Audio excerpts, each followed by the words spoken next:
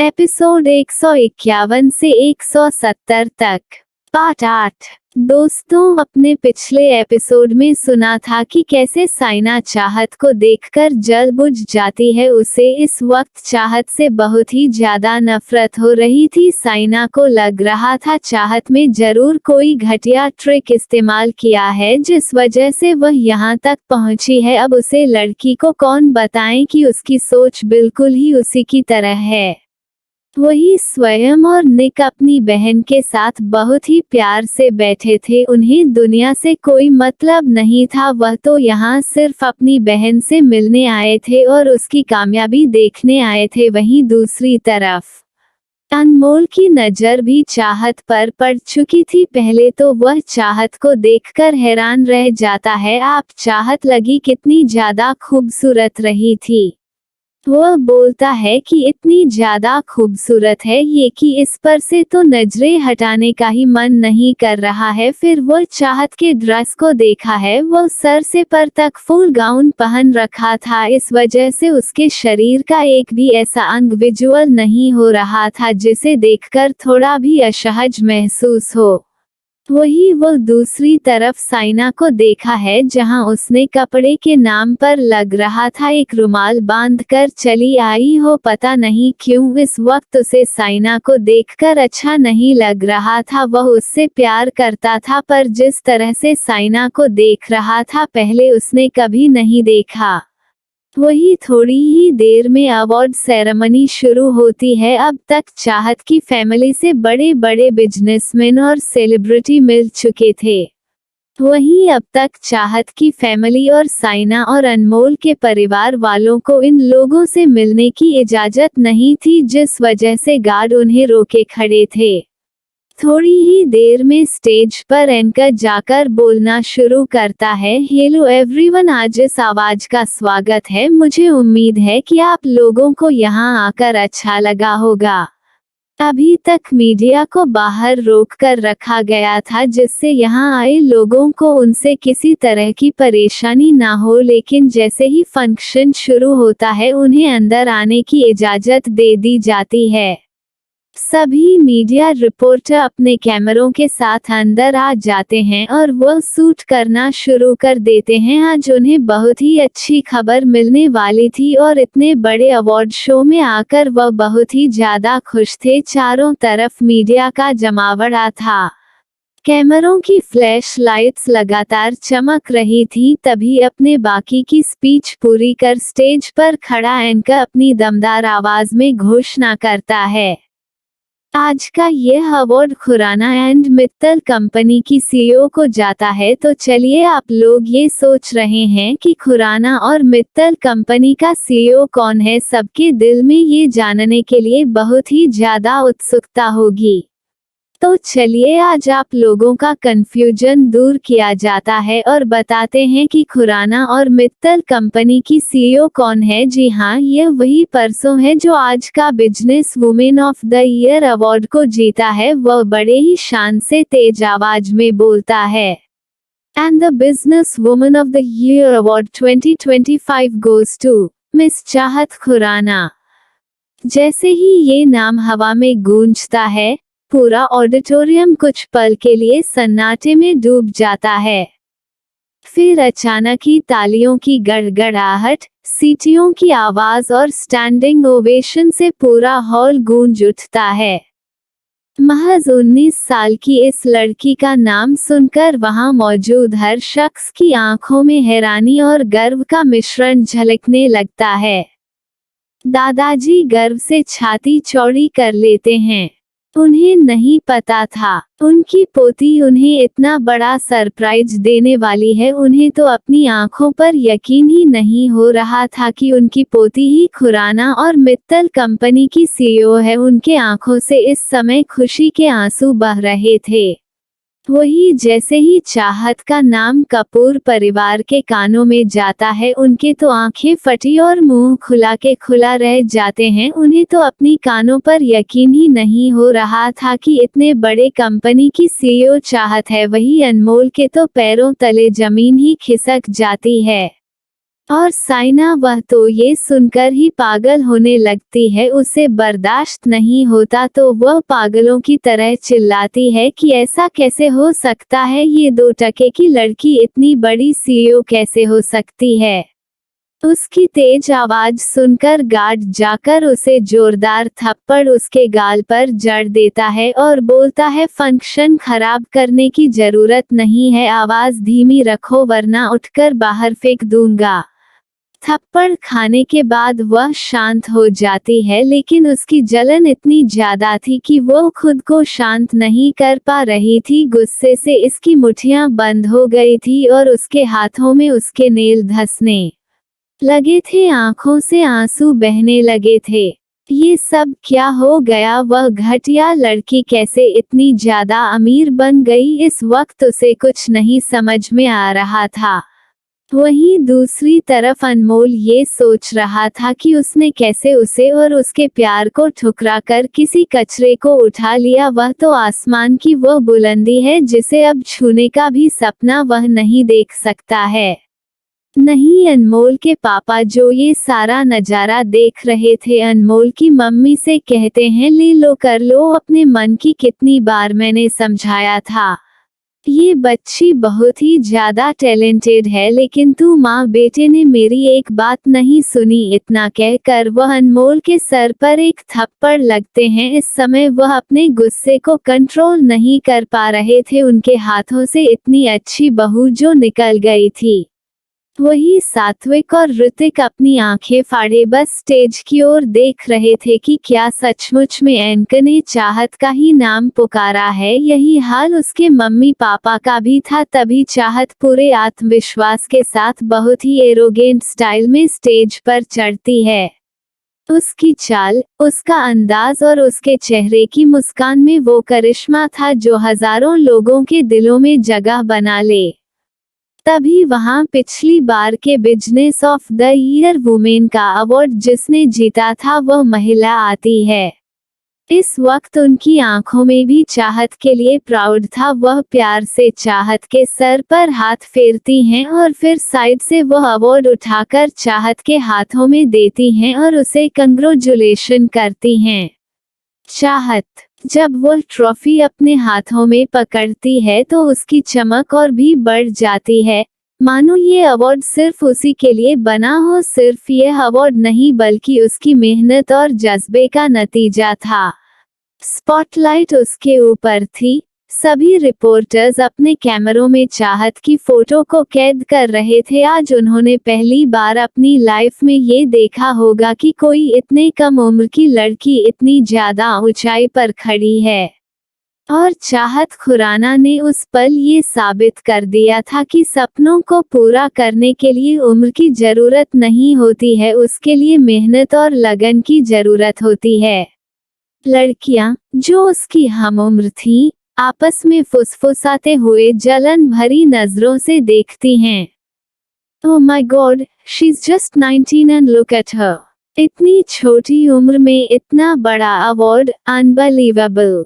उनके चेहरों पर हल्की सी ईर्ष्या साफ झलकती है, मानो कोई उनका सपना उनसे छीन कर ले गया हो। वहीं लड़के चाहत को देखते ही अपने आप को रोक नहीं पाते। किसी के मन में ये ख्याल आता है, she is truly an inspiration. तो कोई कहता है, कभी सोचा नहीं था कि हमारी उम्र की लड़की इतनी बड़ी बिजनेस टाइकून बन जाएगी। उनके लिए चाहत किसी रोल मॉडल से कम नहीं थी, एक ऐसी शख्सियत जिसने साबित कर दिया कि मेहनत और हिम्मत उम्र की मोहताज नहीं होती।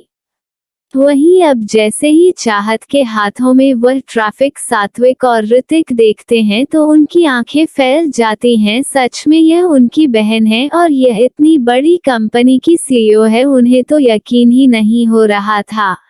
इस वक्त उन लोगों को खुद के ऊपर ही तरस आ रहा था। वो इतने सालों बाद इतनी कामयाब होकर आई थी, फिर भी उसने एक बार भी अपने पैसों का घमंड नहीं किया था और वो हमारे पास हमारा प्यार पाने के लिए आई थी। पर हम लोगों ने उसके साथ क्या कर दिया, हमने प्यार तो देना दूर उसे कितनी गंदी गंदी बातें की, गालियां दी और यहाँ तक कि थप्पड़ भी मारा, पर उसने कभी पलट कर हमें जवाब नहीं दिया। हम बहुत ही घटिया भाई हैं। इतना बोलकर सात्विक फूट कर रोने लगा। उसी के साथ ऋतिक भी रो रहा था। उन लोगों को आज अपने सारे किए धरे याद आ रहे थे। वही चाहत कि मम्मी अपनी बेटी की इस कामयाबी को देखकर खुश हुए कि अपनी किस्मत पर रोए, वह समझ नहीं पा रही थी। इस वक्त उसके कानों में उसके बोले शब्द ही गूंज रहे थे, तुम जैसी घटिया लड़की किसी काम की नहीं हो, तुम तो सड़क से उठा कचरे के बराबर हो जो जिंदगी में कभी कुछ नहीं कर सकती है, और तुम मेरी साईं के पैरों के धूल के बराबर हो।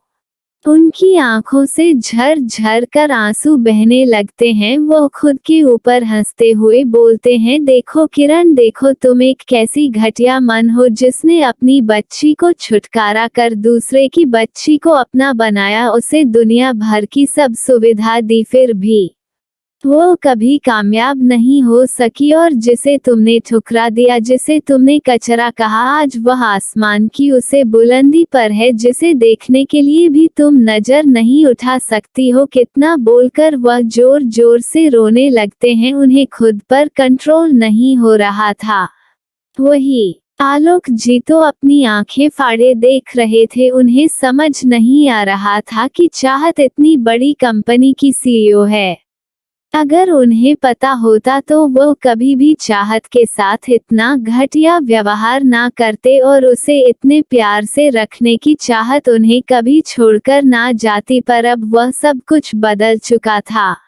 वो खुद में ही सोच रहे थे, क्या चाहत मुझे माफ करेगी? फिर बोलते हैं या नहीं, वो मुझे क्यों माफ करेगी? मैं उसके साथ एक दिन भी पिता का फर्ज नहीं निभाया है तो वह मुझे क्यों माफ करेगी? इस समय उन्हें खुद पर अफसोस हो रहा था। चाहत उनकी अपनी बेटी थी तो उन्होंने क्यों नहीं चाहत को प्यार दिया।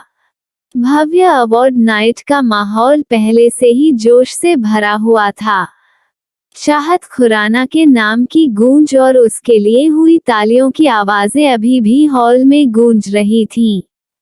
तभी इनका एक बार फिर माइक्रोफोन पकड़ता है और मुस्कुराते हुए घोषणा करता है, and now business icon of the year award 2025 goes to mister Aditya Thakur. जैसे ही आदित्य का नाम गूंजता है, पूरा ऑडिटोरियम एक बार फिर जबरदस्त तालियों से भर उठता है। कैमरों की फ्लैश लगातार चलने लगती हैं और सबकी नजरें स्टेज की तरफ घूम जाती हैं। आदित्य ठाकुर एक नाम जो बिजनेस वर्ल्ड में पहले ही चर्चाओं का केंद्र बन चुका था। मात्र 22 साल की उम्र में उसने वो मुकाम हासिल कर लिया था जहां पहुंचने के लिए लोग पूरी जिंदगी लगा देते हैं। लेकिन भीड़ में हर कोई खुश नहीं था। बहुत से लोग हैरानी और ईर्ष्या के साथ एक दूसरे को देख रहे थे। किसी ने धीरे से कहा, seriously, he is so young and he already got this award. तो कोई बुदबुदाया, हम तो अभी अपनी जॉब्स तक स्टेबल नहीं कर पाए और ये लड़का दुनिया का बिजनेस आइकॉन बन गया। अनफेयर। खासकर कई लड़कियां जो चाहत की सफलता से पहले ही चुभन महसूस कर रही थीं, अब आदित्य के नाम पर भी हल्की झुंझलाहट दिखाने लगीं। अब तो लग रहा है इन दोनों ने मिलकर पूरा बिजनेस वर्ल्ड हिला दिया है। इतनी कम उम्र में इतना सब, इट्स हार्ड टू डाइजेस्ट। लेकिन वहीं दूसरी ओर कुछ युवाओं के चेहरे पर प्रेरणा साफ झलक रही थी। कई लड़के एक दूसरे से बोले जा रहे थे, he is a real role model for अस।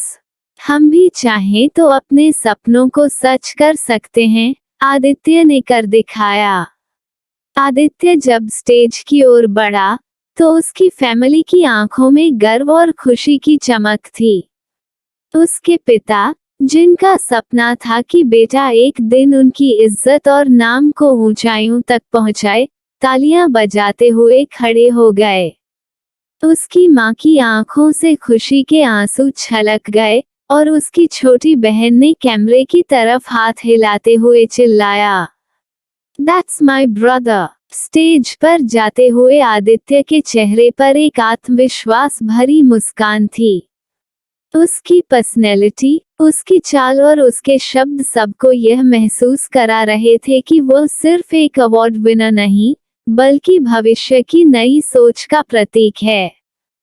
जब वो ट्रॉफी हाथों में पकड़ता है, तो पूरा हॉल फिर से गूंज उठता है। ये सिर्फ अवार्ड नहीं था, यह आदित्य ठाकुर की मेहनत, त्याग और जज्बे की पहचान थी। उस पल चाहत खुराना और आदित्य ठाकुर दोनों साथ खड़े थे, जैसे नई पीढ़ी के पावर आइकन्स, जिन्होंने पूरी दुनिया को ये संदेश दिया कि सपनों की कोई उम्र नहीं होती, बस जुनून और मेहनत चाहिए। आज ये दोनों लोग स्टेज पर बिल्कुल ऐसे लग रहे थे जैसे इन दोनों ने पूरी दुनिया पर काबू कर लिया हो, लेकिन इतना ही नहीं था, लोगों को सदमा को तब लगा जब आदित्य ठाकुर अपने घुटनों के बल बैठकर उसे भरी महफिल में प्रपोज करता है। ये देखकर तो मीडिया रिपोर्टर जल्दी जल्दी अपने कैमरे से उन्हें कैप्चर करने लगते हैं। ये न्यूज़ उनके लिए बिल्कुल किसी बम धमाके के बराबर थी, क्योंकि उन्होंने आज तक बस यही जाना था कि आदित्य कभी किसी लड़कियों की ओर नहीं देखा और भूल से कभी कोई लड़की उसे टच भी कर ले तो वह उसकी ऐसी हाल करता था कि जिंदगी में फिर कभी कोई उसके मुंह लगने की कोशिश नहीं करता था। और आज सामने का नजारा देखकर तो सभी के होश ही उड़ गए थे। वही आदित्य की फैमिली और चाहत के तीनों दादाजी के खुशी का तो ठिकाना नहीं था। जहां सारी लड़कियां और लड़के जल बूझ रहे थे, वही आदित्य सबसे बेपरवाह बस अपने बेबी डॉल को अपना बनाने में लगा था। वही सारे बिजनेसमैन ये देखकर बहुत ज्यादा खुश थे। खुशी सिर्फ उनके चाहने वालों की थी, बाकी के बिजनेसमैन जल के कोयला बन जा रहे थे, क्योंकि उन्हें अब अंदाजा लग चुका था कि अगर खुराना और ठाकुर कंपनी एक हो गई तो पूरी इकोनॉमी उनके हाथों में हो जाएगी और फिर उनके अगेंस्ट जाने वाला कोई नहीं रह जाएगा और इन दोनों कंपनी के आगे फिर किसी की कंपनी जिंदगी में नहीं टिक सकती है। वैसे भी यह दोनों कंपनियां अकेले ही सारी कंपनियों को टक्कर देने के लिए खड़ी रहती हैं और जब यह एक हो जाएगी तो भूचाल ही आ जाएगा। इनके राइवल्स के तो इस समय होश ही उड़े थे। वह अब अपने दोनों हाथ जोड़कर भगवान से प्रार्थना कर रहे थे कि चाहत उसके प्रपोजल को एक्सेप्ट ना करे, वरना पूरी जिंदगी सभी को इन लोगों की गुलामी ही करनी पड़ेगी। क्योंकि हमेशा छोटी कंपनी बड़े कंपनी पर ही डिपेंड होती है और जब ये दोनों मिल जाएंगे तो इतनी ज्यादा पावरफुल हो जाएंगे कि उनके आगे बढ़ना किसी के लिए भी नामुमकिन होगा। पर उन्हें क्या पता होगा, भगवान से जो मांग रहे हैं उन्हें नहीं मिलने वाला है। इतने लोगों के सामने आदित्य प्रपोज करें और चाहत उसे मना कर दे, ऐसा तो हो ही नहीं सकता था। चाहत मुस्कुराते हुए बड़े प्यार से अपने हाथों को आदित्य के हाथों पर रख देती है। जैसे ही आदित्य देखा है कि चाहत की हाँ है, वो तुरंत ही उसके हाथों में रिंग डाल देता है। इस समय तालिया की गदगदाहट पूरे हाल को कितना ज्यादा खुशनुमा बना रही थी कि मानो खुशियों की बारिश हो रही हो। आदित्य आगे बढ़कर चाहत के माथे को चूम लेता है और उसे अपने गले से लगा लेता है। वही एनका पूरे जोश के साथ उन लोगों को हैप्पी लाइफ की बधाई देना शुरू कर देता है। अब पूरे हाल से लोगों की आवाजें आने लगती है। लोग चाहत और आदित्य को उनके लॉन्ग लाइफ के लिए बधाई देने लगते हैं। ये सारा सीन साइना को पागल कर रहा था। वह ये सब कुछ अपनी आंखों से नहीं देख पा रही थी। वो गुस्से में जोर जोर से चिल्लाने लगती है। वही चाहत ने पहले ही अपने गार्ड से कह रखा था कि अगर यह गलती करे तो इसे अच्छा सबक सिखाएं। गार्ड उसे देखते हैं कि वो चुप नहीं हो रही है तो घसीटते हुए उसके फैमिली के पास ले जाकर फेंक देते हैं। वही जब आलोक जी उसे इस हाल में देते हैं तो जल्दी से आगे बढ़ाकर उसे उठाते हैं और उसे पूछते हैं कि ये तुमने क्या हालत बना रखी है और इस तरह तुम क्यों बिहेव कर रही हो, आखिर में तुम इतने दिनों से कहाँ थी, तुम्हारे मन की तबीयत इतनी खराब थी और तुम क्या कर रही थी। आलोक जी की बातों को सुनकर साइना का गुस्सा फूट पड़ता है, चिल्लाते हुए बोलती है कि मैं चाहे जो कर रही हूँ, आपसे क्या मतलब, आपने मुझे एक बेकार इंसान बना कर रख दिया है। देखो चाहत उसे घटिया लड़की को, आज वह कहाँ पर है, उसकी जगह पर मुझे होना चाहिए था, पर मैं तुम जैसे भीख मांगोगे के पास हूँ, तुम्हें उसे अमीर फैमिली में भेज दिया और मुझे अपने पास रख लिया। उसके इल्जाम को सुनकर उसका सारा परिवार दंग रह जाता है। सात्विक उसे डांटे हुए बोलता है, या तुम क्या बोल रही हो, तुम्हें कुछ समझ है? हमने तुम्हें इतनी लाड प्यार से पाला, जो जगह चाहत की थी उसे तुम्हें दे दिया, दुनिया भर की सुख सुविधा तुम्हें दी और तुम हम पर इतना इल्जाम लगा रही हो। साइना सात्विक की ओर देखते हुए बोलती है, तुम अपना मुंह बंद रखो, तुम लोग सब मिले हुए हो, तुमने मेरी जिंदगी बर्बाद कर दी। उसके इल्जामों को सुनकर सात्विक को बहुत ज्यादा गुस्सा आ रहा था। तभी आलोक जी गुस्से में उसे बोलते हैं, यहाँ नौटंकी करने की जरूरत नहीं है, घर चलो, वहाँ बातें होंगी। वो उन्हें चिल्लाते हुए बोलती है, आप लोग घटिया इंसान हैं, मैं भला आपके साथ क्यों जाऊं, अब आपके पास कुछ नहीं बचा तो आप लोग मुझे घर ले जाना चाहते हैं, जिससे आप मेरे पैसों को खर्च कर सके। उसकी बातों को सुनकर सब आश्चर्य में उसकी ओर देखने लगते हैं। तभी आलोक जी बोलते हैं, तुम क्या बोल रही हो और कैसे पैसे, तो वह हंसने लगती है और बोलती है, वही पैसे जो आपने मुझे जमा करने के लिए दिए थे, आपने मुझे 10 करोड़ रुपए दिए थे, पर मैंने उसे जमा नहीं किया था और उसका अपने लिए शेयर खरीद लिया था। फिर जोर जोर से हंसने लगती है और बोलती है, देखो अब आप लोग भीख मांगे हो चुके हो, तो मुझे उम्मीद मत रखना कि मैं अपने पैसे दे दूंगी। फिर चाहत की ओर देखते हुए बोलती है, और रही उसे नीच घटिया लड़की की, तो मैं उसे जिंदा ही नहीं छोड़ूंगी। उसकी बातों को सुनकर सात्विक को गुस्सा आ जाता है। एक तो उसने इतनी बड़ी बड़ी गलतियां की जिससे आज वह लोग बैंक करप्ट हो गए, और फिर चाहत पर इल्जाम लगा रही है। वो आगे बढ़कर साइना के गालों पर जोरदार थप्पड़ मार देता है और उसे चिल्लाते हुए बोलता है, तुम्हारी हिम्मत भी कैसे हुई यह बोलने की। साइना बहुत ही गुस्से के साथ सात्विक की ओर देखती है और बिना एक पल गनवाए सात्विक के गालों में एक जोरदार थप्पड़ मार देती है।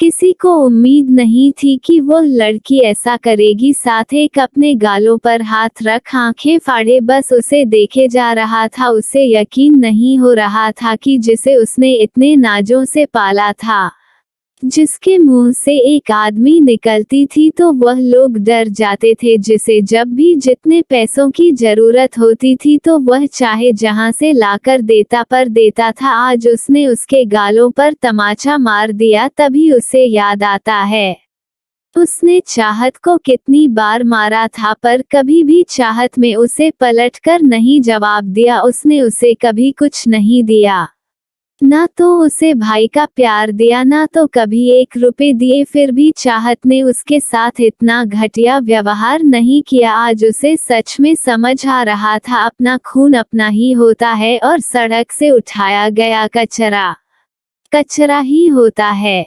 आज उसे साइना पर गुस्सा नहीं आ रहा था, उसे तो खुद पर गुस्सा आ रहा था। वह कितना बड़ा पागल था।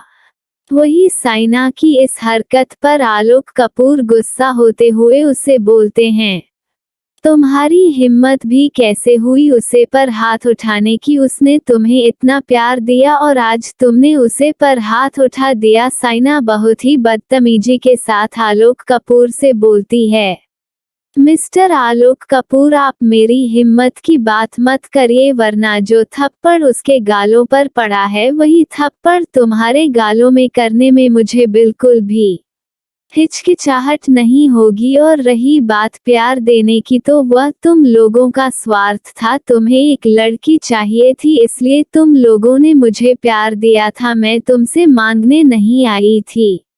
वही साइना की बातों को सुनकर आलोक जी के आश्चर्य का ठिकाना नहीं रहता। वह उसका बाप था और वह उसे थप्पड़ मारने के लिए बोल रही थी। वह गुस्से में उसे बोलना है, घटिया लड़की, तुम्हारी हिम्मत भी कैसे हुई मुझे थप्पड़ मारने के लिए बोलने को। मैंने तुम्हें प्रिंसेस की तरह रखा, तुम्हारी हर ख्वाहिश को पूरी की। तुम्हारे मुंह से निकलने वाले शब्द बोलने से पहले ही पूरे कर दिए जाते, और तुम आज हमें ये दिन दिख रही हो। तभी वह उनकी आंखों में देखते हुए बोलती है, मिस्टर आलोक कपूर, मैं दुनिया में सबसे ज्यादा नफरत तुमसे करती हूँ, और तुम्हारे साथ रहने का और प्यार का तो सिर्फ मैं दिखावा कर रही थी, क्योंकि मेरे पास कोई दूसरा ऑप्शन नहीं था। क्योंकि मेरी माँ ने मुझे पैदा करके छोड़कर अपने आशिक के साथ भाग गई। अब मुझे अपनी जिंदगी जीने के लिए कुछ तो करना था।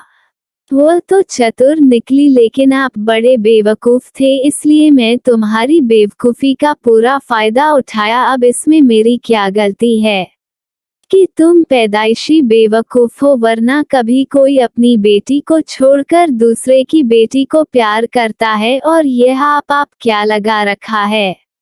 मुझे नहीं लगता कि तुम मेरे बाप हो। मेरा तो चेहरा भी तुमसे नहीं मिलता है। मुझे पूरा यकीन है कि मैं तुम्हारी औलाद नहीं होगी, क्योंकि जिस तरह की मेरी माँ थी, मुझे नहीं लगता कि वह तुम्हारे साथ लॉयल रही होगी। इतना बोलकर वह हंसने लगी। वही मिस्टर कपूर के तो पैरों तले जमीन ही खिसक जाती है। साइना ने बात तो बहुत ही घटिया कही थी, लेकिन बात बहुत ही काम की कही थी। उन्होंने तो कभी सोचा ही नहीं कि यह उनकी बेटी है कि नहीं है। और फिर जो लड़की पैसों के लिए उसके साथ सो सकती है, वह दूसरों के साथ क्यों नहीं सो सकती है? तभी साइना फिर से बोलती है, मुझे कभी डर नहीं लगता, लेकिन हाँ, मुझे पहली बार डर लगा था जब आप लोगों ने चाहत का डीएनए टेस्ट कराया था। उसे समय मैं डर गई थी कहीं आप लोग मेरा भी डीएनए टेस्ट ना करवा ले और मैं किसी और की बेटी निकली तो मुझे उठकर बाहर ना कर दें। लेकिन आप लोग तो बिल्कुल ही बेवकूफ थे। देखो ना, अपनी ही बेटी का डीएनए कराया और दूसरे की बेटी को आराम से पाल रहे हो। इतना बोलकर वह फिर से पागलों की तरह हंसने लगती है। आज पूरे परिवार को खुद से भी शर्म आ रही थी। वो कैसे इतना स्वार्थी और अंधे होते। उन्हें अच्छे से याद था जब उन्होंने चाहत का डीएनए करवाया था और उन्हें पता चला था यह उनकी खुद की बेटी है। उसके बावजूद भी उन लोगों ने उसे ना प्यार दिया, ना इज्जत, और ना पैसे। कचरे की तरह ट्रीट करते रहे और इससे भी मन नहीं भरा तो घर से निकाल दिया। फिर उसके बाद इस घटिया लड़की ने उसके साथ क्या क्या किया, ये सब सोचकर वह लोग रोने लगे। कभी साइना उनसे बोलती है, चलो तुम लोग अपना ड्रामा कंटिन्यू रखो, मेरे पास बहुत सारा काम है। इतना बोलकर वह वहां से निकल जाती है। उसे इस वक्त किसी ऐसे अमीर लड़के की जरूरत थी जिसे फंसाकर वो अपनी जिंदगी को अच्छे से जी सके। उसने अपना मन बना दिया था कि वह निक को फंसाएगी और फिर जिंदगी भर के लिए महारानी की जिंदगी जिएगी। उसने एक वेटर को बुलाकर पैसे दिए और कहा कि यह ड्रिंक ले जाकर उसे हैंडसम लड़के को दे दे। साइना ने उसे ड्रिंक में ड्रग्स मिला दिया था। वही वह वेटर जैसे ही उन लोगों के पास जाता है तो सबको ड्रिंक ऑफर करता है, लेकिन जैसे ही वह निक ड्रिंक देता है तो निक उसे मना करने लगता है। तो वह उससे बोलता है कि यह बहुत ही अच्छी ड्रिंक है, या इंडियन गुलाब से बनी एक ऐसी जूस है जिसे पीकर बहुत ही फ्रेश महसूस होता है। उसकी बातों में आकर निक उसे ड्रिंक को ले लेता है और फिर उसे ड्रिंक को पी लेता है। अभी आदित्य और चाहत आपस में प्यार भरी बातें ही कर रहे थे, तभी अचानक से वह लोग देखते हैं कि कुछ अजीब सी हरकत कर रहा है। चाहत की नज़र जैसे ही निक पर पड़ती है वो उससे पूछता है, क्या हुआ भाई, क्या कोई प्रॉब्लम है? निक बोलता है कि नहीं कुछ नहीं, मैं बस थोड़ा वॉशरूम से आता हूँ। इतना बोलकर वह जाने लगता है पर उसके कदम लड़खड़ा रहे थे। चाहत को कुछ अंदेशा होता है, वो तुरंत आदित्य को उधर देखने को बोलता है। अब आदित्य भी निक देखने लगता है और वह तुरंत समझ जाता है कि क्या हुआ, क्योंकि बड़े घर के लड़कों को ये प्रॉब्लम अक्सर ही फेस करनी पड़ती है। आदित्य के साथ भी यह कई बार हो चुका है। वह चाहत को तुरंत बता देता है कि निक को लगता है किसी ने ड्रग्स दे दिया है। आदित्य के बातों को सुनकर चाहत के हाथों की मुठ्ठियां कस जाती है। इस वक्त उसे बहुत ज्यादा गुस्सा आ रहा था। वो तुरंत ही जान को मैसेज करती है। जैसे ही जान चाहत का मैसेज देखा है वो तुरंत ही उठकर वहां से चला जाता है। अभी वह निको ढूंढ पाता है। इससे पहले वो किसी रूम में चला जाता है। उसे नहीं पता था ये रूम किसका है, पर वो बहुत ज्यादा अनकंफर्टेबल महसूस कर रहा था। तभी उसे रूम के बाथरूम से एक लड़की निकलती है। वो उसे जैसे देखा है वैसे ही खुश हो जाता है और उसे बोलना है, ख्वाहिश तुम यहाँ क्या कर रही हो? उसके शब्द लड़खड़ा रहे थे। तभी ख्वाहिश बोलती है कि मेरे ऊपर जूस गिर गया था, इस वजह से मैं कपड़े चेंज करने आई थी। ख्वाहिश मित्तल दादा के भाई की बेटी थी। वो अक्सर मित्तल दादा के यहाँ आती जाती रहती थी, जिस वजह से निक उसे अच्छे से जानता था। और ख्वाहिश इतनी ज्यादा सुंदर और अच्छी थी कि निक उसे मन ही मन पसंद भी करता था, पर वो उसे कभी बोल नहीं पाया। पर आज निक ख्वाहिश को अपने सामने देखकर खुद को कंट्रोल नहीं कर पाता और वह ख्वाहिश के पास चला जाता है। इस समय उसे पर ड्रग्स का पूरा असर हो गया था। वह ख्वाहिश के पास जाकर उसके दोनों हाथों को पकड़ लेता है और बोलता है कि ख्वाहिश तुम मुझे बहुत ही ज्यादा प्यारी लगती हो, मैं तुम्हें बहुत ही ज्यादा पसंद करता हूँ और अभी से नहीं बचपन से करता हूँ। क्या तुम मुझसे शादी करोगी? अचानक से निक की यह सब बोलने से ख्वाहिश को तो 440 वॉट का झटका लगता है। उसे समझ नहीं आता कि यह अचानक आकर मुझे क्या बोल रहा है। वह आश्चर्य के साथ निक की ओर बड़ी बड़ी कर देखने लगती है। उसे समझ नहीं आता कि वो क्या कहे। तभी निक उसके चेहरे के करीब जाते हुए बोलता है, देखो ख्वाहिश, तुम मुझे मना नहीं कर सकती हो क्योंकि मैं तुम्हें बहुत प्यार करता हूँ और मैं सच बोल रहा हूँ, तुम्हें इसी तरह पूरी जिंदगी प्यार करूँगा। अभी तक वह ये सब इंग्लिश में बोल रहा था, लेकिन अब वह टूटी फूटी हिंदी में बोलने लगता है क्योंकि इस वक्त उसके सर पर नशा चढ़ चुका था। ख्वाहिश बोलो ना, क्या तुम मुझसे प्यार करती हो? ख्वाहिश कुछ तो बोलो, वह लगातार ख्वाहिश से पूछ रहा था। वही ख्वाहिश बेचारी उसे बस अपनी आंखों से टुकुर टुकुर देखे जा रही थी। वो समझने की कोशिश कर रही थी कि आखिर में निक को क्या हो गया है। अब तक निक की आंखें लाल हो चुकी थी और उसका शरीर भी गर्म हो गया था, जिस वजह से उसके शरीर से धीरे धीरे पसीना निकलने लगता है। इसको अंदाजा हो जाता है कि जरूर कुछ गड़बड़ है, वरना निक इस तरह उसे सामने से आकर कभी भी नहीं बोल सकता था। निकवास ख्वाहिश की आंखों को देखे जा रहा था। नशे में वह उसे और भी प्यारी लग रही थी। वह आगे बढ़कर उसके होठों पर अपने होंठ रख देता है और उसे प्यार से किस करने लगता है।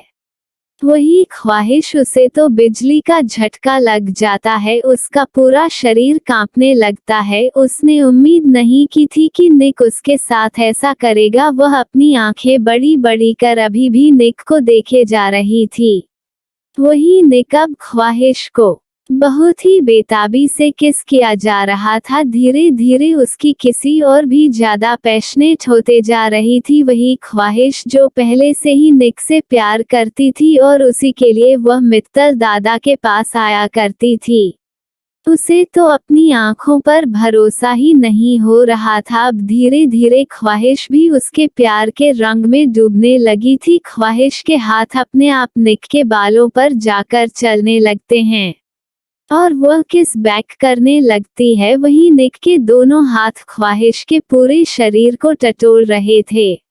जैसे जैसे वक्त बीत रहा था वह दोनों एक दूसरे में डूबे जा रहे थे। निक उसे उठाकर बेड पर ले जाता है और अब वह दोनों एक दूसरे के प्यार में डूबने लगते हैं। वही साइना पागलों की तरह निक को ढूंढ रही थी। उसने बहुत ही हाई डोज दिया था जिससे निक बिल्कुल भी कंट्रोल न कर पाए और वह उसका फायदा उठाकर उसके साथ एक रात बिता लेगी। फिर उसके बाद इतने बड़े लोगों को अपने बदनामी का तो डर रहेगा ही। उन्हें मजबूरी में उसे अपनी बहू बनाना ही पड़ेगा। वही निक के ना मिलने की वजह से चाहत बहुत ज्यादा गुस्से में थी। इस समय उसका गुस्सा इतना ज्यादा था कि कोई भी उसके सामने आता तो वह उसे जान से मार डालती। आदित्य को भी उसे व्यक्ति पर बहुत ज्यादा गुस्सा आ रहा था जिसने निक के साथ यह हरकत की। वह भी उसे ही ढूंढ रहा था। थोड़ी ही देर में वह लोग सीसीटीवी फुटेज मंगाकर देखने लगते हैं तो वह देखते हैं कि निक किसी रूम में जा रहा है। वो फुटेज को और पीछे रिवर्स करते हैं तो पाते हैं कि उसे रूम में ख्वाहिश पहले से ही गई थी। तभी कसक बताती है कि उसके ड्रेस में ड्रिंक गिर गई थी जिस वजह से इस रूम को मैंने ही बुक किया था और उसे वहां जाकर चेंज करने को कहा था। ख्वाहिश जल्दी से अपने गार्ड को भेजती है ये देखने के लिए कि अभी भी वह लोग वहां है कि नहीं। तभी वह बात थोड़ी देर में आकर बताता है कि वह लोग अभी वही है। चाहत अब जाकर रिलैक्स होती है। उसे पहले से ही पता था ये दोनों एक दूसरे से प्यार करते हैं और अगर आज ख्वाहिश के साथ कुछ भी होगा तो उसकी जिम्मेदारी निक जरूर लेगा। अब जब वह बिल्कुल भी टेंशन में नहीं थी तो सीसीटीवी फुटेज को खंगालना शुरू करती है। आखिर में वह भी तो जाने कि यह हरकत किसकी है। तभी वह देखी है एक वेटर जाकर उसे जबरदस्ती ड्रिंक दे रहा था और उसके पीने के बाद ही निक की ऐसी हालत हुई है। वह उसे वीडियो को और पीछे करके देखते हैं तब उसे पता चलता है कि यह हरकत साइना की है। उसे घटिया लड़की पर बहुत ज्यादा गुस्सा आता है। उसका मन कर रहा था कि वो उसकी जान यहीं पर ले ले पर वह कानून को हाथों में तो ऐसे खुलेआम नहीं लगी वरना उसकी इमेज क्या रह जाएगी। आदित्य की ओर देखने लगती है। आदित्य उसकी आंखों को देखकर समझ जाता है कि वह क्या सोच रही है। वह प्यार से उसके सर पर हाथ फेरते हुए बोलता है, बेबी डॉल अब तुम रिलैक्स हो जाओ क्योंकि तुम काफी देर से परेशान हो और मैं तुम्हें इस तरह परेशान होता नहीं देख सकता हूँ। बाकी तुम मुझ पर छोड़ दो। इतना बोलकर वह अपने गार्ड को कुछ बोलता है। थोड़ी ही देर में उसके बाद साइना को खोजकर पकड़ लेते हैं और आदित्य को बता देते हैं। तब आदित्य उसे बोलना है कि उसे ड्रग्स का हाई डोज दे दो और अपने 2-3 गार्ड उसके रूम में भेज दो। वह गार्ड भी आदित्य ने जैसा कहा था वैसा कर देते हैं। उन लोगों ने साइना को इंजेक्शन दे दिया था और उसमें बहुत ज्यादा हाई डोज का ड्रग्स था। वह लोग साइना को एक कमरे में ले जाकर बंद कर देते हैं। वह बहुत ज्यादा चिल्ला रही थी पर उसके चिल्लाने का किसी पर कोई असर नहीं पड़ता। थोड़ी ही देर में साइना की हालत खराब होने लगती है। तभी वहां पर 3 से 4 गार्ड आ जाते हैं। साइना का पूरा शरीर जल रहा था। वह अपने कंट्रोल से बाहर हो रही थी। जैसे ही वह गार्ड को देखते हैं उसे पर टूट पड़ती है। वही वह गार्ड को भी बहुत ही ज्यादा मजा आ रहा था। वह लोग भी अब साइना के साथ शुरू हो जाते हैं। जहां एक तरफ अनमोल के पापा अनमोल को डांट रहे थे साइना को छोड़ने के लिए। वो उसे बोलते हैं, वो लड़की मुझे बहुत घटिया लगती है, मैं दुनिया देखी है, तुम उसकी चतुराई नहीं देख पा रहे हो, वो तुम्हें बस इस्तेमाल कर रही है और देख लेना तो एक दिन तुम उसके साथ बर्बाद हो जाओगे। इससे पहले कि तुम बर्बाद हो उसका साथ छोड़ दो। अनमोल अपने पापा की बातों को मारने को तैयार नहीं था। वह बोलता है, पापा साइना बहुत अच्छी लड़की है, लोगों का क्या है, वह तो बस बोलते हैं, वो लोगों की अच्छाई पर जलते हैं, पर मैंने देखा है वो बहुत ही मासूम और अच्छी है। तभी उसका साथ देते हुए उसकी माँ भी बोलती है, हाँ वो बहुत प्यारी लड़की है और मेरी बहू तो वही बनेगी। रही बात इस घटिया लड़की की, तो इसने जरूर कोई ट्रिक लगाया होगा। देखो वह बुढ़े कैसे उसे प्यार से देख रहे हैं, जरूर यह उन दोनों बुओं की मिस्ट्रेस होगी।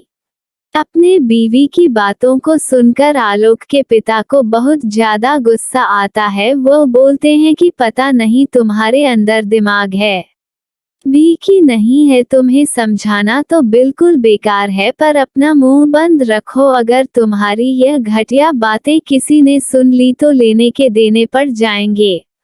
बाकी सब दिन तो तुम लोगों ने अपने माँ का ही किया है, जो करो, लेकिन बाद में मेरे पास मत आना। इतना बोलकर वह गुस्से में वहां से चले गए। वह इन माँ बेटे को कभी नहीं समझ सकते थे।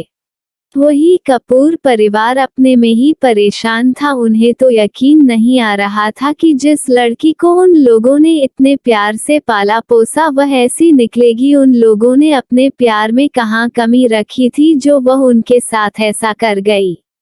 वही सात्विक और ऋतिका मुंह तो देखते ही लायक था। इस समय ऐसे लग रहा था जैसे मानो वह कितने दिनों से बीमार पड़े हो। वह बस आंखों में आंसू लिए दूर से ही चाहत को देख सकते थे। उनकी तो हिम्मत भी नहीं हो रही थी कि वो आगे बढ़कर चाहत से बात कर सके। जहां कपूर फैमिली दुख मना रही थी, वही चाहत अपनी फैमिली के साथ अच्छे से खाना खा रही थी। इस वक्त अब सब खाना खा रहे थे। जैसे ही उन लोगों का खाना खत्म हुआ, वहां लगी बड़ी सी एलईडी टीवी पर कुछ अजीब सी आवाज आने लगी। अब सब लोगों की नजर उसे टीवी पर जाती है।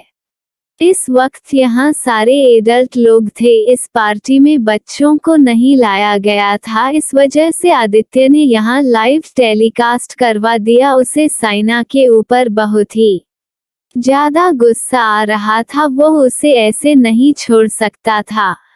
वही सैन चार मर्दों के साथ अकेले ही बेड पर बहुत ही गंदी हालत में दिख रही थी। हालांकि उन लोगों के काफी पार्ट को ब्लर कर दिया गया था, फिर भी बिना कपड़ों के और एक साथ एक ही बिस्तर पर, ऊपर से साइना की आती आवाज सब कुछ बता रही थी कि वहां पर क्या हो रहा है।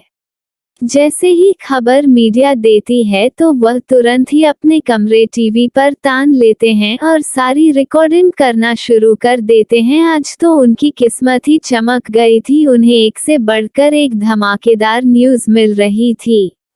वहीं अब सारे लोग उसे नज़ारे को देखकर शर्मसार हो गए थे। कुछ ही देर में वह सीन बंद हो जाता है, लेकिन अब तक सैन के चेहरे को वहां खड़े हर लोगों ने पहचान लिया था। वहीं जहां उसकी सहेलियां उससे घिन महसूस कर रही थी, वही कपूर फैमिली तुम्हारे शर्म के अपना कर ही नहीं उठा पा रहा था। उन्हें उम्मीद नहीं थी कि जिसे वह दूध पिला रहे हैं वह इतनी बड़ी नागिन निकलेगी। आज तो उनके पास ना धन रह गया और न इज्जत, वह किसी को मुंह दिखाने लायक नहीं बचे। वहीं अब भीड़ से धीरे धीरे आवाज आना शुरू हो गई, अरे उसे घटिया लड़की के माँ बाप वह खड़े हैं, देखो देखो कैसे बेशर्म की तरह यहाँ मुंह उठाकर चले आए। तभी कोई औरत उनके पीछे से बोलता है, अरे जैसे माँ बाप है उनसे ही उसकी औलाद है, बेशर्मी की हद होती है, पता नहीं कितनी जवानी चढ़ी है। सभी दूसरी बोलती है, अरे इन लोगों को तो समझ में रखने लायक ही नहीं है, वरना हमारे बच्चों पर भी गंदा असर पड़ेगा। तभी वहां खड़ी एक बुजुर्ग महिला बोलती है, अरे ऐसे माँ बाप को ही चप्पल से मारना चाहिए जो लोग अपने बच्चों को ऐसे गंदे संस्कार देते हैं। एक तो देखो वह छोटी सी बच्ची है जिसके कामयाबी के आगे पूरी दुनिया फीकी है। उसके घर वालों ने उसे कितने अच्छे संस्कार दिए हैं। उसके दोनों दादा को देखो, उन लोगों ने पूरी जिंदगी नाम कमाया है, अब उनकी पोती भी नाम कमा रही है। और एक घटिया लोगों को देखो कैसे उनकी बेटी पूरी दुनिया पर कलंक है। उनकी बातों को सुनकर सात्विक ऋतिक और उसकी मां के आंखों से झर झर कर आंसू बह रहे थे। आखिर में वह महिला गलत ही कहाँ कह रही थी जिसे उन्होंने अपनी बेटी बनकर जिंदगी भर पाला, इतनी मनहूस निकली और जिसे उन लोगों ने धक्के मारकर घर से निकाल दिया। आज वह इतनी ताकतवर है कि पूरी दुनिया को अपने मुट्ठी में कर ले। आज वह उनकी बेटी होते हुए भी किसी और की बेटी के नाम से जानी जा रही है, और एक अब आगे हम लोग हैं जिन्होंने अपनी ही बेटी को कलंक कह के निकाल दिया। कहते हैं ना, भगवान सबको देखता है और उसके किए की सजा जरूर देता है। वहीं अब वहां का माहौल बहुत ही ज्यादा खराब हो चुका था। वही अनमोल तो ये सारा नजारा देखकर दंग रह जाता है। वो उसे देखकर इतना तो अच्छे से जान गया था कि यह इसका पहली बार नहीं था। जिस तरह वह 4 लोगों के साथ एंजॉय कर रही थी, यह इसका हमेशा का होगा। उसके पैरों तले तो जमीन ही खिसक जाती है। उसे समझ नहीं आता कि उसके साथ यह क्या हो गया। उसने जिस दिल से इतना प्यार किया वह इतनी बड़ी धोखेबाज निकली। वही अनमोल की माँ अपने मुंह पर हाथ रखे सारा चीज देख रही थी। वह क्या बोले उसे तो समझ ही नहीं आ रहा था। वही अनमोल के पिता ये सब देखकर नफरत से अपना मुंह मोड़ लेते हैं। उन्हें तो पहले से ही इस लड़की पर शक था, पर आज वह अभी दूर हो गया। वही यह सब देखकर अनमोल के आंखों से आंसू बह रहे थे। उसने तो साइना को सच्चा प्यार किया था। उसे क्या पता था कि वह उसे ऐसा धोखा देगी। उसे लग रहा था कि आज उसकी पूरी दुनिया ही उजड़ गई। वह इस घटिया लड़की की सच्चाई को देखकर रोए कि हंसे, उसे तो समझ ही नहीं आ रहा था। वो इस वक्त जमीन पर घुटनों के बल बैठा था और उसके आंखों से आंसू बह रहे थे। लोग तो इतनी ज्यादा गुस्से में आ चुके थे कि वह लोग अब उन पर अटैक करना भी शुरू हो जाते हैं। किसी तरह सात्विक और ऋतिक अपनी मां को बचाकर वहां से निकलते हैं।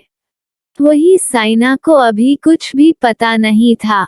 आदित्य वहां का माहौल बिगड़ते देखा है तो वह सबको वहां से चलने के लिए बोल देता है। वह चाहत को लेकर अपने साथ जा रहा था। उसने दादाजी से परमिशन ले लिया था।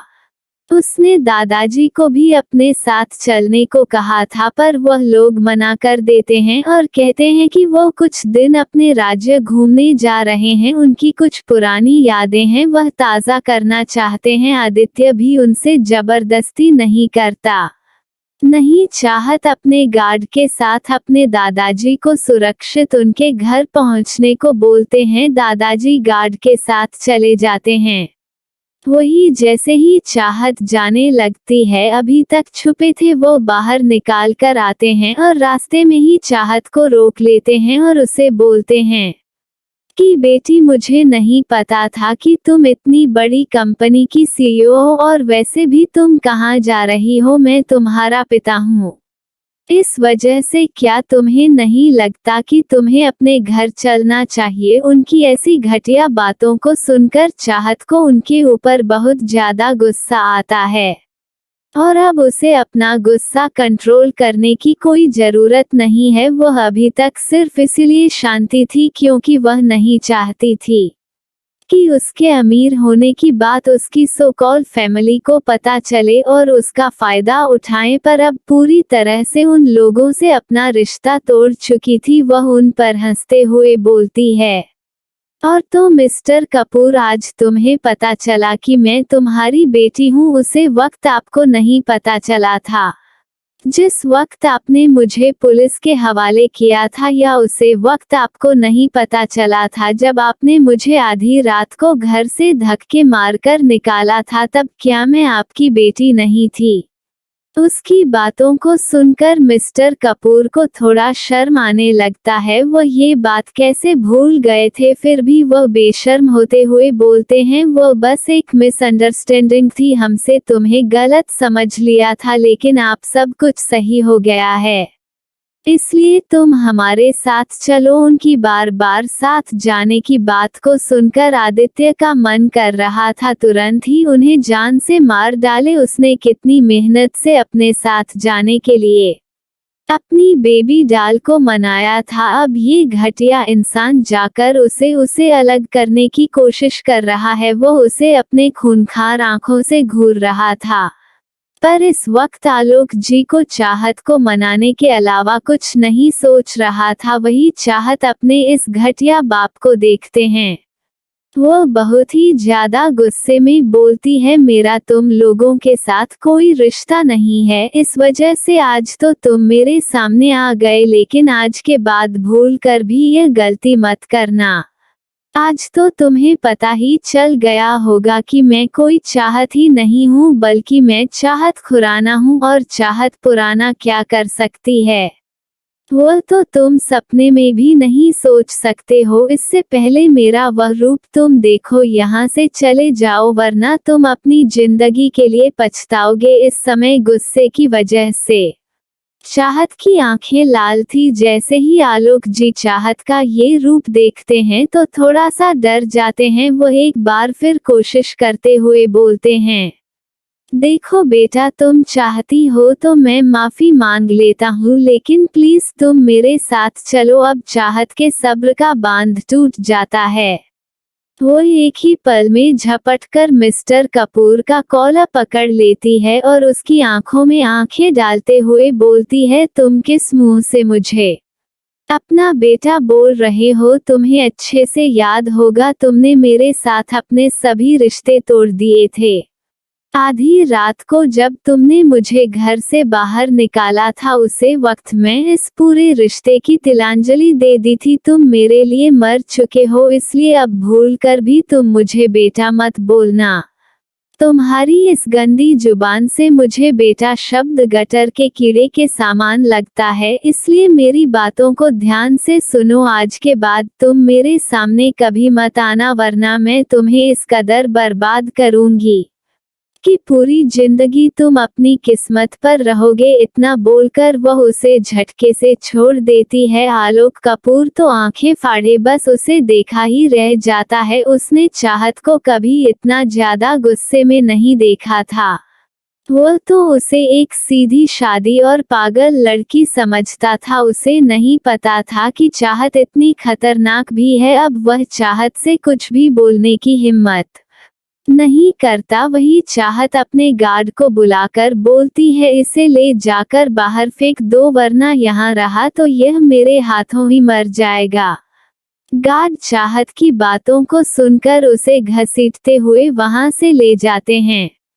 थोड़ी ही देर में चाहत और आदित्य वहां से निकल जाते हैं। उनकी पूरी फैमिली पहले से ही घर पहुंच चुकी थी। वही आप चाहत के चेहरे पर बहुत ही प्यारी मुस्कान थी। उसने अपने दुश्मनों को आज रोते और बिलखते हुए अच्छे से देखा था। उनकी बेबसी, उनकी लाचारी उनके आंखों में दिख रही थी।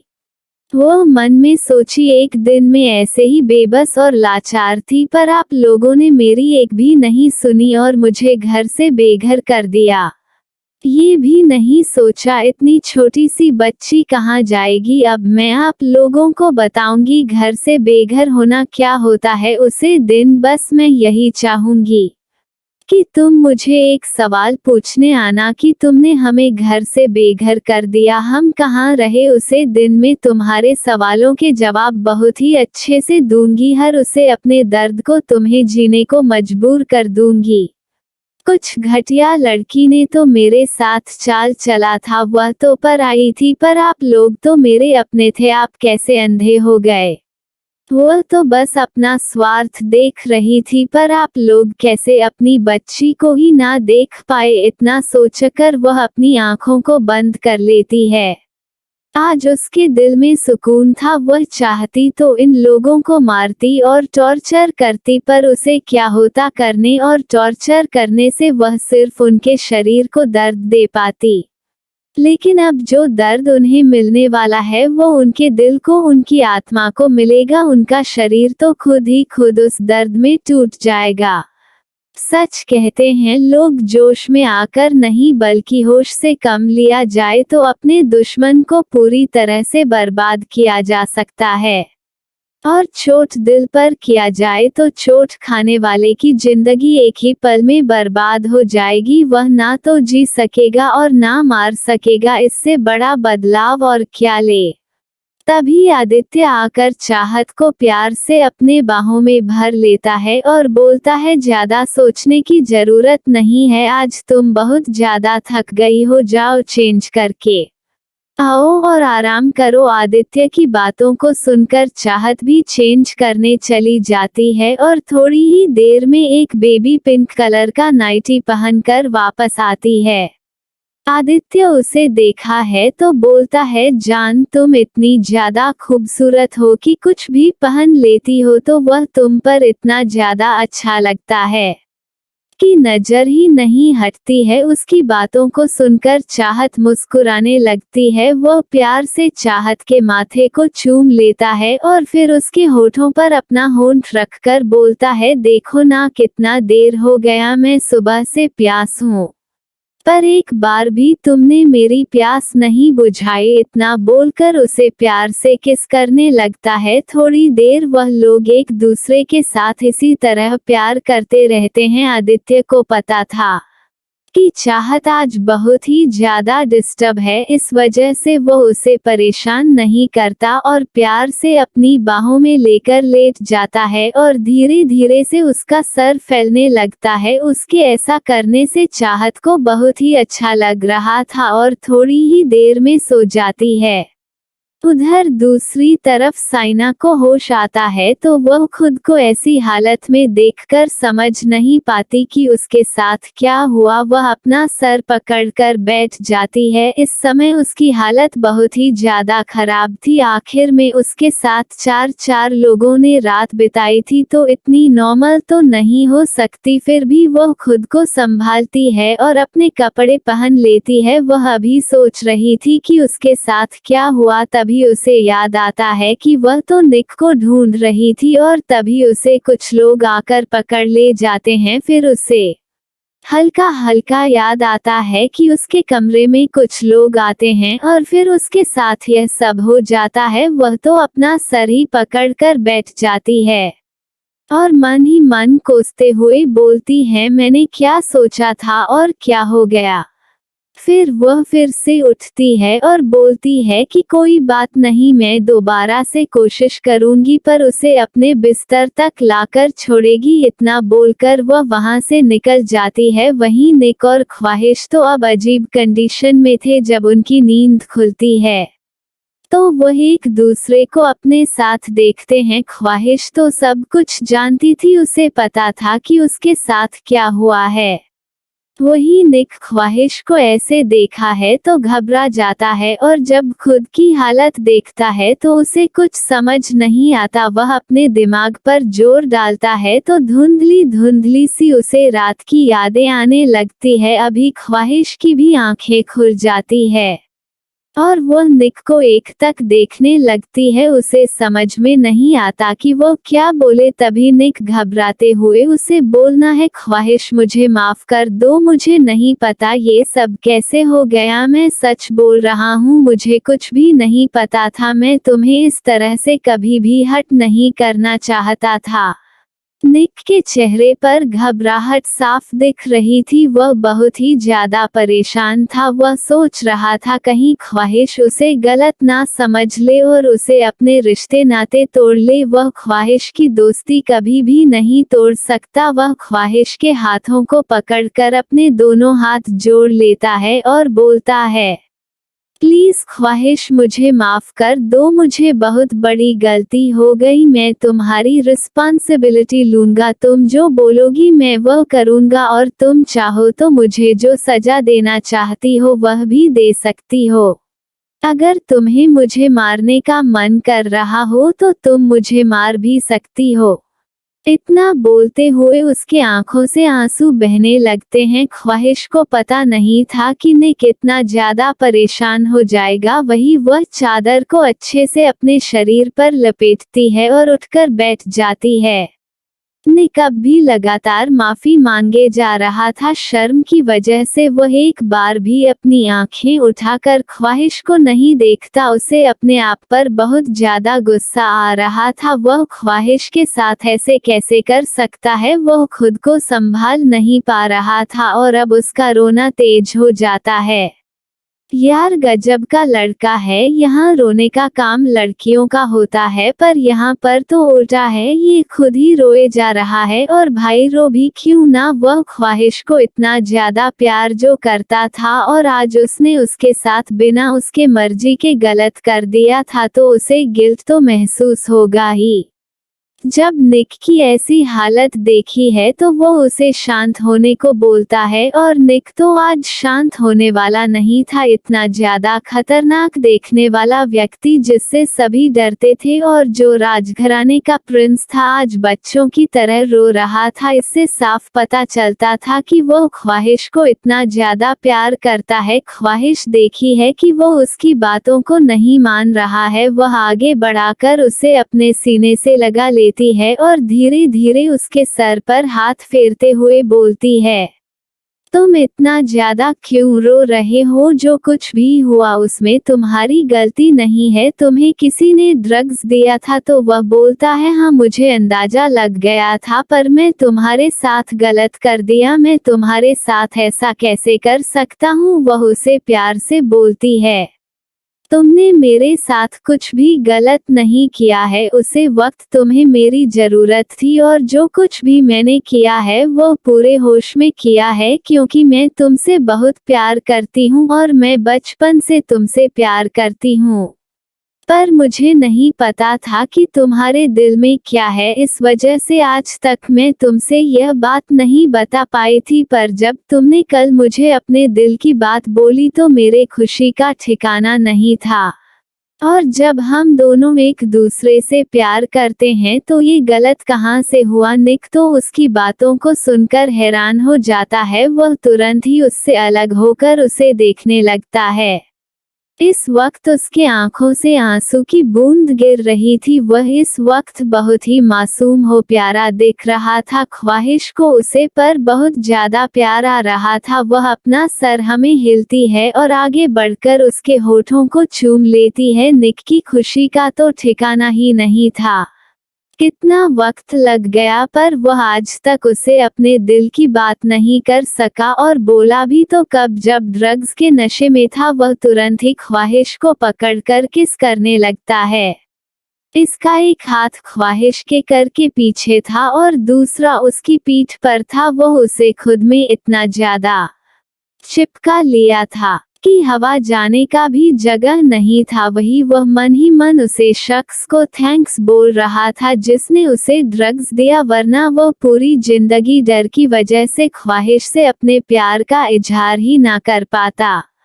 लो यार, ये तो अजीब बात है। यानी मेहनत किसने की और फल किसने खाया। बेचारी साइना, वह तो बेकार में ही बदनाम हो गई। लेकिन कोई बात नहीं, उसने भी तो अपने कैटेगरी के हिसाब से मजा कर लिया। लेकिन हम मजाक कर ली है तो थोड़ी सजा की भी तो बारी आती है। साइना जैसे ही होटल से निकलकर बाहर जाती है, वह अभी कुछ दूर चली ही थी कि लोगों की आवाज उसके कानों में पड़ती है, अरे देखो ये घटिया लड़की जा रही है। अरे इस लड़की से दूर रहो और अपने बच्चों को इसकी परछाई से भी दूर रखो, वरना ये घटिया लड़की हमारे बच्चों के साथ बुरा कर देगी, उन्हें भी अपने जाल में फंसा लगी। साइना को समझ नहीं आ रहा था कि लोग उसे देखकर यह बातें क्यों कर रहे हैं। वह तेजी से आगे की ओर बढ़ रही थी। वह जितनी तेजी से आगे बढ़ रही थी, लोगों के ताने भी उतनी तेजी से उसके कानों में सुनाई दे रहे थे। वह कैब बुक करना चाहती थी, पर उसका फोन उसके पास नहीं था। इस वजह से अब वह सिर्फ टैक्सी ले सकती थी, जिसके लिए उसे चलकर कुछ दूर जाना था। लेकिन आज वह दूरी उसके लिए कोसों लग रही थी, जो काम होने का नाम ही नहीं ले रही थी। तभी उसके सामने एक औरत आती है। ये औरत और कोई नहीं, उस गार्ड की वाइफ थी। जो वीडियो में उसके साथ था, अब उसे क्या पता वह अपने बॉस का ऑर्डर फॉलो कर रहा था। वह तो सोच रही थी कि उसने मेरे पति को फंसाया है। बस अब क्या था, उसने साइना को रोका और अपने चप्पल उतरे और उसके मुंह पर ले दनादन चप्पलों की बरसात करना शुरू कर दी। साइना को कुछ समझ नहीं आ रहा था कि उसके साथ क्या हो रहा है। वह तुरंत ही उसे औरत को जोर से धक्का देती है, जिससे वो औरत नीचे गिर जाती है। इस वजह से वहां खड़ी और औरतें उसे देख लेती हैं और उनके गुस्से का ठिकाना नहीं था। करीब 6 से 7 औरतें उसके पास आकर खड़ी हो जाती है और उसमें से एक औरत उसके बालों को पकड़कर खींचते हुए बोलती है, घटिया लड़की, तेरी हिम्मत कैसे हुई इतनी बुजुर्ग औरत को नीचे गिरने की? वो तुझसे कितनी बड़ी है उम्र में? तू घटिया लड़की, मर्दों के बिस्तर गर्म करती है और अपने आप को सती सावित्री दिखती है। तुझे तो हम अभी ठीक करते हैं। इतना कहकर वो औरतें बारी बारी से उसके गालों में तमाचा मारने लगते हैं। इस वक्त साइना का गाल पूरी तरह से थप्पड़ों से सज चुका था। उसके होठों के किनारे से खून भी बहाना शुरू हो गए थे। वहीं उसके बाद सबके खींचने की वजह से चिड़िया का घोंसला बना चुका था। इतनी ज्यादा इंसल्टी तो उसने आज तक अपनी पूरी जिंदगी में नहीं महसूस की थी। उसे लग रहा था कि वो कहीं जाकर डूब मरे। उसे समझ नहीं आ रहा था कि यह लोग उसके साथ क्या कर रहे हैं। तभी उसे औरत की बात याद आती है और तुरंत ही उसे ध्यान आता है कि कहीं आज रात की बात सबको पता तो नहीं चल गई। अगर ऐसा हुआ तो उसकी जिंदगी बर्बाद हो जाएगी। वह तुरंत ही अपना मुंह छुपाकर भागती है। आगे जाकर वह पास के दुकान से पड़ा एक कपड़ा निकालकर वहां से भाग जाती है। दुकान वाला चिल्लाता ही रह जाता है। वह जल्दी से कपड़े से अपना पूरा मुंह ढक लेती है और फिर किसी बुजुर्ग इंसान से फोन मांगती है। चेहरा ढके होने की वजह से वह इंसान उसे नहीं पहचानता। वह उसे अपना फोन दे देता है। साइना जल्दी से अपने पापा को फोन लगाती है। उधर से फोन कोई नहीं रिसीव कर रहा था। फिर वह सात्विक को फोन लगाती है। अभी फोन नहीं रिसीव हो रहा था। थोड़ी देर कोशिश करने के बाद आखिर में सात्विक फोन रिसीव कर लेता है तो साइना बहुत ही प्यार से सात्विक से बोलता है, भाई मुझे कुछ पैसों की जरूरत है, क्या तुम मुझे पैसे भेज सकते हो? उसकी बातों को सुनकर सात्विक के होठों पर जहरीली मुस्कुराहट आ जाती है। वह इस घटिया लड़की को आज तक कैसे नहीं समझ पाया। वह ये कैसे नहीं जान सका कि जब जब उसे पैसे की जरूरत होती थी तभी तभी वह उसे बात करती थी। वह उसके प्यार में इतना पागल था कि उसने सबको नजरअंदाज किया और देखो कल ही उसने उसे थप्पड़ मारा था और आज उसे किस मुंह से पैसे मांग रही है। वहीं दूसरी तरफ से कोई आवाज ना आता देखकर साइना फिर से बोलता है, भाई आप सुन रहे हो ना? सात्विक हंसते हुए बोलता है, कौन सा भाई? यहाँ पर किसी का भाई नहीं रहता है, शायद अपने रोंग नंबर लगा दिया। सात्विक की बातों को सुनकर साइना घबरा जाती है। वह तुरंत ही बोलती है, भाई मैं साइना बोल रही हूँ, आप ऐसा क्यों बोल रहे हो? तो वह बोलता है कि कौन सा भाई? कल ही तो तुमने बोला था मैं तुम्हारा कोई भाई नहीं हूँ और तुमने मेरे भाई होने का कर्ज कल थप्पड़ मारकर उतार दिया था, तो फिर आज किसी भाई को याद कर रही हो? अब जाकर साइना को कल की बातें याद आती है। वह तो भूल ही गई थी कि उसने किस तरह उसके साथ व्यवहार किया था। वह तुरंत ही माफी मांगते हुए बोलती है, भाई प्लीज मुझे माफ कर दो, वह तो मुझे गुस्से में समझ नहीं आया। तो सात्विक बोलता है, कोई बात नहीं, अब तुम गुस्सा करो या अच्छा करो मुझसे कोई मतलब नहीं है। और नहीं, आज के बाद मैं तुम्हारा भाई हूँ, इसलिए आज के बाद तुम कभी मुझे फोन मत करना। इतना बोलकर वह फोन काट देता है। साइना बार बार कोशिश करती है लेकिन वह फोन नहीं रिसीव करता। तभी अचानक से साइना की नज़र उसे फोन पर आए मैसेज पर पड़ती है। जैसे ही सेंड मैसेज ओपन करती है तो उसके होश ही उड़ जाते हैं। उसमें उसे रूम की वीडियो चल रही थी जिसमें साइना थी। उसे समझते देर नहीं लगी कि लोग उसे क्यों गालियां दे रहे थे और मार रहे थे। वो पूरी तरह से बर्बाद हो चुकी थी। वो गुस्से में चिल्लाती है, चाहत, चाहत, चाहत तू घटिया लड़की, तूने मेरी जिंदगी बर्बाद कर दी। अब यार इस पागल को कौन समझाए, किया धारा तो इसने।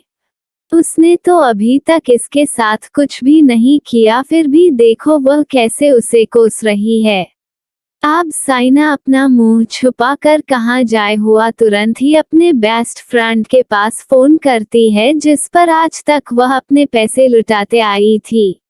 उसे यकीन था कि वह जरूर उसकी मदद करेगी। आखिर में आज तक उसने उसे इतनी ज्यादा पैसे जो दिए थे। जैसे ही दूसरी तरफ से फोन रिसीव होता है तो साइना उससे बोलती है, रिया प्लीज मेरी मदद करो, इस वक्त मुझे पैसों की जरूरत है, तुम जल्दी से मुझे 1 लाख दे दो। उसकी बातों को सुनकर वह हंसने लगती है और बोलती है, तुम घटिया लड़की, तुम्हारी हिम्मत भी कैसे हुई मुझसे इतनी बड़ी रकम मांगने की। साइना गुस्से में बोलती है, रिया मैं तुम्हें कितने पैसे दिए हैं और आज जब मैं मुसीबत में हूँ तो तुम मेरी मदद नहीं कर सकती हो। तो वह बोलती है, उन पैसों के बदले तुमने मुझे कुत्ते के समान ट्रीट किया था, क्या भूल गई? तुम हमेशा मुझे अपने पैर की जूती के समान ही समझती थी और उसी तरह ट्रीट करती थी, तो फिर काहे का एहसान। और हाँ याद रखना, दोबारा भूल कर भी मेरे पास फोन मत करना और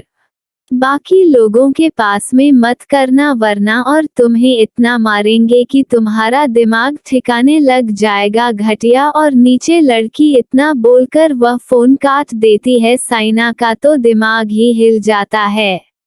सारे लोग उसे इतना ज्यादा नाराज है, अब वो कहाँ जाए उसे कुछ समझ नहीं आ रहा था। तभी उसके सामने एक गाड़ी रुकती है और उसमें से 2 आदमी निकलते हैं और साइना को खींचकर गाड़ी में बैठा लेते हैं। फिर गाड़ी वहां से चली जाती है। तो दोस्तों आगे क्या होने वाला है? अब चाहत साइना को कैसी सजा देगी? अभी तक चाहत उसके साथ खेल खेल रही थी, अब बारी उसके सजा की थी, तो उसकी सजा इतनी आसान तो नहीं होने वाली थी। जानने के लिए नेक्स्ट एपिसोड सुनना बिल्कुल ना भूलें। मिलते हैं आपसे नेक्स्ट एपिसोड में।